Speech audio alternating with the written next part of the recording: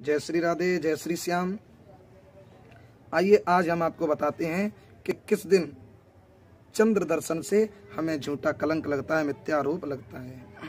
भाद्रपद शुक्ल पक्ष की चतुर्थी को यदि कोई चंद्रमा के दर्शन करता है तो उसे झूठा कलंक लगता है। गणेश पुराण में यह कथा वर्णित है। एक दिन ब्रह्मा जी और नारद जी भगवान शंकर से मिलने के लिए कैलाश पहुंचे।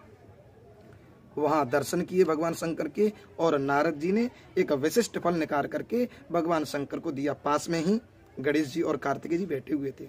दोनों ने कहा, प्रभु इस फल को हमें दे दो। दोनों की इच्छा होने लगी उस फल को लेने की। तब भगवान शंकर ने ब्रह्मा जी से पूछ करके और वह फल कार्तिकेय जी महाराज को दे दिया। इस पर गणेश जी महाराज का चेहरा मलिन हो गया, थोड़ा दुखी हो गए। चंद्रमा इस दृश्य को देख रहे थे। चंद्रमा को देख करके हंसी आ गई। जैसे ही चंद्रमा हंसे तो गणेश जी महाराज ने चंद्रमा को क्रोध में आकर के श्राप दे दिया कि जो भी व्यक्ति इस दिन आपका दर्शन करेगा उसे झूठा आरोप लगेगा, मिथ्यारोप लगेगा। ये तो कथा रही गणेश पुराण की। आइए हम इसकी दूसरी कथा सुनाएं। कहीं कहीं वर्णन है कि एक दिन भगवान गणेश देवताओं की सभा में जा रहे थे, तब उनका पैर फिसल गया, वो गिर गए। वही भाद्रपद शुक्ल पक्ष की चतुर्थी थी। यह दृश्य जैसे ही चंद्रमा ने देखा तो उन्हें हंसी आ गई और क्रोध में आकर के गणेश जी महाराज ने श्राप दे दिया। इस प्रकार से गणेश जी महाराज ने और श्राप दिया चंद्रमा को। इसी बात को भगवान कृष्ण पुष्टि करते हैं।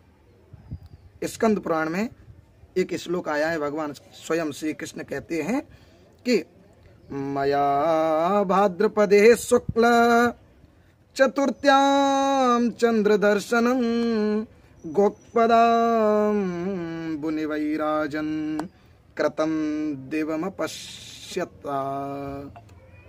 भगवान श्री कृष्ण कहते हैं, मया भाद्रपदे शुक्लम चतुर्थ्याम चंद्र दर्शनम। एक दिन मैंने भाद्रपद शुक्ल पक्ष की चतुर्थी को इस चंद्रमा के दर्शन किए। और कहाँ किए?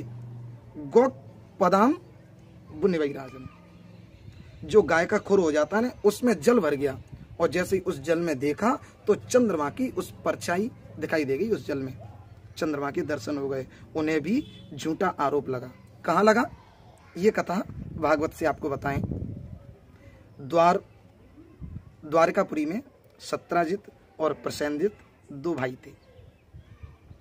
सत्राजित भगवान सूर्य की उपासना करते थे।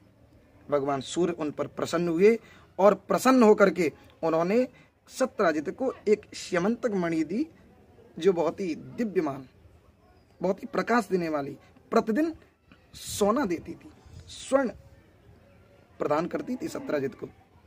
गले में धारण करके एक दिन सत्राजित और भगवान श्री कृष्ण की सभा में पहुंचे। सबने देखा कि आज तो सूर्य भगवान आ रहे हैं। पास में पहुंचे तो देखा ये तो सत्राजित है। सबने आसन दिया, सत्राजित बैठ गए। अब यहाँ जितने भी जो सभासद बैठे हुए थे, सबने कहा, सत्राजित तुम इस मणि का क्या करोगे?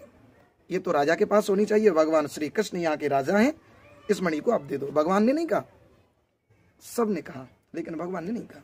लेकिन वह सत्राजित ने और वह मणि नहीं दी। उस मणि को लेकर के घर पहुंचे। एक दिन सत्राजित का भाई प्रसेनजित उस मणि को गले में धारण करके और आकेट के लिए चला गया, शिकार खेलने के लिए चला गया, घोड़े पर सवार होकर के। ध्यान रखना, मणि और जो भी सुंदर सुंदर वस्तुएं होती हैं, जो भगवान की दी हुई चीजें हैं, इनको अपवित्र जगह पर नहीं ले जाया जा सकता। शिकार खेलना कोई पवित्रता की बात नहीं है। तो जैसे ही शिकार खेलने के लिए गए, आगे जाकर के जंगल में एक शेर मिला। शेर ने देखा कि इसके पास तो मणि है, घोड़े को मार दिया, प्रसेनजित को मार दिया, और वह मणि लेकर के शेर चल दिया। जैसे ही आगे पहुंचे तो जामवंत जी महाराज को शेर से मुलाकात हो गई। जामवंत जी ने देखा कि इस शेर के पास इतनी सुंदर मणि, एक ही झपट्टे में शेर को मार दिया और मणि को लेकर के अपनी गुफा में चले गए। उनकी पुत्री जामवती को दे दी वह मणि और ले जाकर वह खेलने लगी। इधर पता चला कि मेरा भाई मणि को लेकर के गया था, मुझे लगता है कि कृष्ण ने मेरे भाई को मरवा दिया और मणि को ले लिया। अपनी पत्नी से यह बात कही। पत्नी ने अपनी सहेलियों से, और करने करने जब अंजना पूरे नगर में यह बात फैल गई। भगवान ने इस कलंक से छुटकारा पाने के लिए और सब को लेकर के जंगल में गए। आगे जाकर के देखा प्रसेनजित मरा पड़ा है, घोड़ा भी है। आगे और बढ़े तो सिंह के निशान, और सिंह भी मरा पड़ा है, रीछ के निशान है। और आगे पहुंचे तो एक सुंदर गुफा। भगवान श्री कृष्ण ने कहा कि सब यहाँ रुको, मैं अभी आता हूँ। 15 दिन का टाइम दिया था, यदि मैं 15 दिन में नहीं आऊं तो आप सब लोग चले जाना। भगवान कृष्ण उस गुफा के अंदर पहुंचे। जामवती उस सुंदर मणि से खेल रही थी। भगवान ने कहा कि इस मणि को मुझे दे दो, ये मेरी मणि है। जामवती ने कहा तुम्हारी मणि? मेरे पिताजी लेकर के आए, तुम्हारी मणि कहाँ से हो गई? अपने पिताजी के लिए आवाज दी। और यहाँ पर भगवान श्री कृष्ण और जामवंत जी महाराज का बहुत बड़ा युद्ध हुआ। 27 दिन तक युद्ध हुआ। जामवंत जी महाराज के एक एक नस तोड़ी भगवान ने। तब जाकर के जामवंत जी महाराज ने प्रणाम किया, पूछा कि आप कौन हो? आप कोई साधारण नहीं हो। भगवान ने कहा कि मैं वही राम हूं जो त्रेता में हमारी आपकी मुलाकात हुई। आपने कहा था कि इस युद्ध से मेरी तृप्ति नहीं हुई, तो मैंने कहा कि द्वापर में आपकी तृप्ति करा दूंगा। यदि तृप्ति नहीं हुई हो तो युद्ध प्रारंभ करें। चरणों में गिर गए, प्रभु मैंने आपको पहचान लिया, लेकिन मुझे राम का दर्शन करा दो। जिस हाथ में धनुष बाण थे उस स्वरूप का दर्शन करा मुझे। भगवान श्री कृष्ण ने जामवंत जी महाराज को दर्शन कराया था। और जामवंत जी ने कहा प्रभु मैं आपको मणि देने के लिए तैयार हूँ, लेकिन मणि एक शर्त पे दूंगा। क्या शर्त? कि ये मेरी पुत्री है, इसके साथ विवाह कर लो। भगवान वहां से विवाह करके लाए जामवती के साथ में, और वह मणि दहेज में लेकर के आए।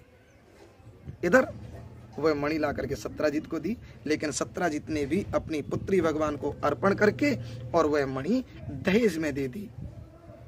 ध्यान रखना, भाद्रपद शुक्ल पक्ष की चतुर्थी को जो भी चंद्रमा देखते हैं उन्हें कलंक लगता है, लेकिन इस कथा को जो श्रवण करते हैं उन्हें मिथ्यारोप का जो श्राप है वो खत्म हो जाता है, उन्हें कोई कलंक नहीं लगता। तो सब लोगों को यह कथा श्रवण करनी चाहिए। जय श्री राधे।